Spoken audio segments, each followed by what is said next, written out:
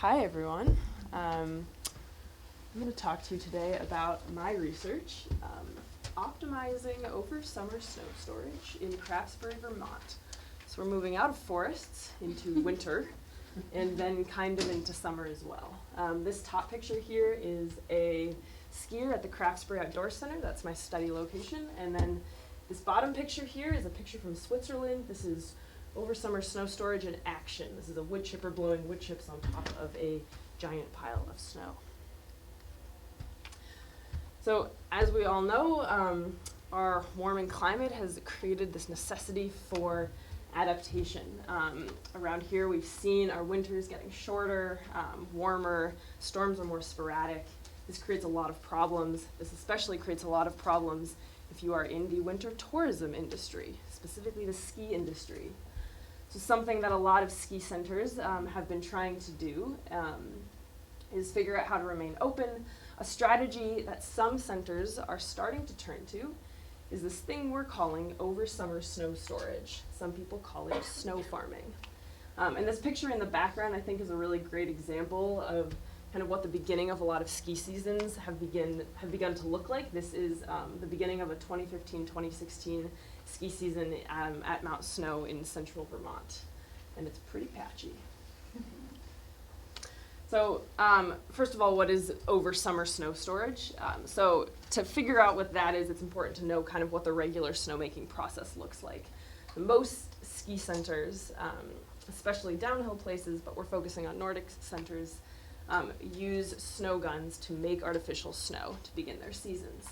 Usually they begin their seasons in late fall, so they're making all that snow in late fall. If you don't have enough cold nights to make enough snow, then you can't open your season. So kind of the beauty of storing snow over the summer is that you can make all of your snow in the winter time when you have perfect conditions. And then you store all that snow beneath some type of layering. A lot of people use wood chips. And then you let that sit for the summer, you let that sit for the fall, and when the ski center wants to open, they scrape all those wood chips off, they pull all that covering off, they have a big pile of snow, and they can spread it on their trails to open their season. So this is actually being successfully done in a lot of places around the world. If you specifically notice, there's a cluster of places this is happening in Scandinavia as well as the European Alps. And a couple places in Canada as well. The kind of key and the reason that this kind of began as a feasibility study was because we are testing it at the Craftsbury Outdoor Center, the COC, and that is the lowest combined elevation and latitude place that we know of to try out this strategy.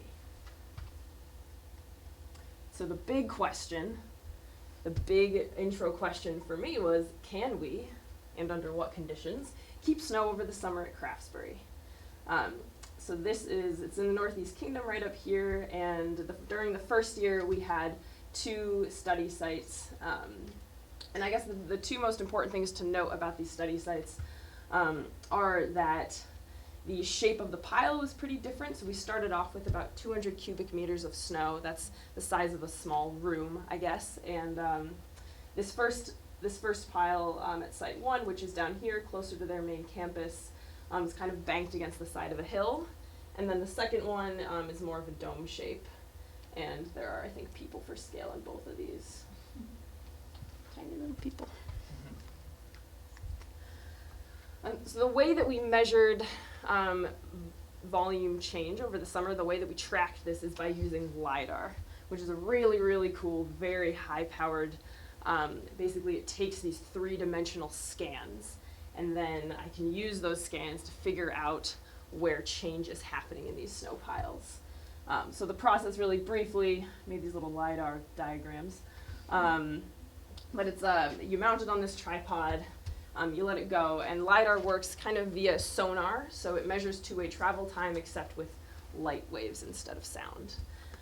And then I get all these scans and compile them into something called a point cloud, which then allows me to convert it into a digital surface model. And that digital surface model then I can manipulate, I can get volumes from it, I can look at where the pile is melting. And this occurred throughout the entire summer of 2018. I was going up there every 10 to 14 days, taking scans of these piles and converting them and figuring out what melt was looking like. So this is the final graph from the summer of 2018. We began again with about 200 cubic meters of snow. Once those wood chips were added, that increased and then kind of pretty linearly melted. We got to remove about 60 cubic meters of snow to help the Craftsbury town in their 4th of July celebration. They made a sledding hill out of the snow, and it was really fun. And this is melt. This is just melt rate down here. So we see melt rate kind of increasing as we get towards July. It gets more negative, and then as we move towards September, kind of intuitively, the melt rate slows down. We also ran some insulation experiments. We wanted to see if wood chips really were the best covering, or if there was something else, some type of foam that might work better. So we ran 2 different experiments. We compared just wood chips to wood chips with a reflective surface on it. We kind of used a space blanket. And then we also compared that to these rigid foam boards, kind of like the kind you'd find maybe in your walls, also with and without a reflective blanket. And to measure these, we stuck temperature sensors in at each of the interfaces. So right below that reflective covering, for example, for maybe this one, and then in the wood chips, and then at the snow wood chip interface. Based on the results from this experiment, we designed another experiment that allowed us to test wood chips against something we're calling an open cell foam, which really was a big mattress, but open cell foam. And we were testing that, we were testing wood chips again because, as you might be able to tell from these graphs, just looking at it, we're looking at which kind of blue line, which is our temperature sensor at that snow interface for all these graphs, which blue line basically is like the flattest, most consistently the flattest. And you can kind of tell based on both of these graphs, we have, there we go, B and E won out. So both times we showed that this wood chip layer and this reflective covering work really, really well for keeping that sensor really close to 0. So that meant the next summer, aka this summer, we made a huge pile of snow, huge being 45 times larger than the piles last summer, 9,300 cubic meters of snow, and that was emplaced in late February, early March, and then wood chips were emplaced in kind of throughout May, and then in June, some reflective or some white geofabric was put on the top to be that reflective surface. And the graphic didn't go through, but this would have just been a picture of the pile. This is kind of the pile covered in the white geofabric. And this is the final graph. The melt kind of goes similarly in that it's pretty linear. At the very end, actually, I just went up last week or so this is very updated. But we have finally ended up with about 56 cubic meters of snow in that pile, which is enough for the Craftsbury Center to open their season in November. So, by all accounts, I think we succeeded. And I threw this in at the very end. I really just think that these are really cool graphics that I just want to show you really quickly. These are the results of all the LiDAR scans. So this is a kind of bird's eye view of the pile. These are the cross sections that we took of it. And it's basically as though you compiled all of the scans on top of each other. Think about it kind of like a cake, and then you cut a slice through. So that's what we're seeing right here. Each of these lines represent a different scan. So you can see that not only is the pile melting, but a lot of it is also compaction, which is pretty interesting. And, whoop. Well, that had all my thank yous on it. I would like to thank, I'd like to thank my advisor, Paul, the Craftsbury Outdoor Center for supporting this project, UVM for supporting this project, and various entities that have supplied me equipment and tools and commuting money for the project. Thank you.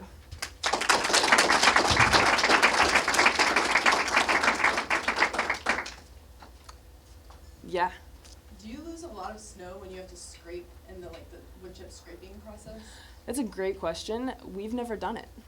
Okay. Probably. I mean, yeah, because you'd imagine that the wood chips would kind of melt and freeze into that first layer. Yeah, I don't know how much snow we'll lose in that first scrape. I think it'll be interesting to see how much of it we can save. Yeah.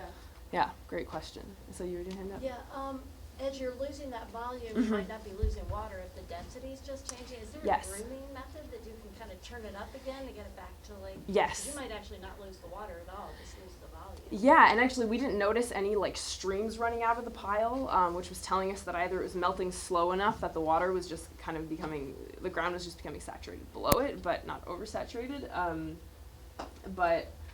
But yeah, there is equipment that the Craft Spirit Outdoor Center has that's going to totally break up the snow. It's become super, super dense.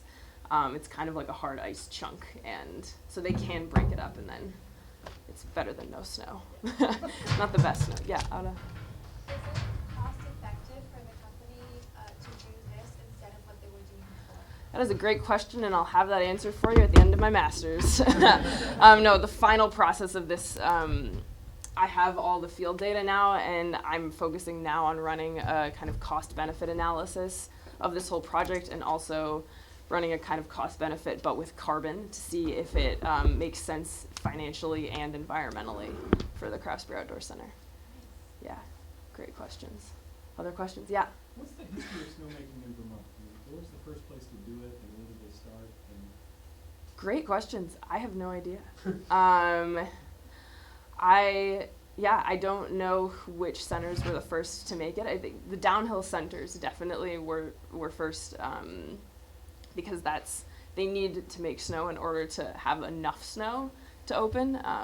But Dr.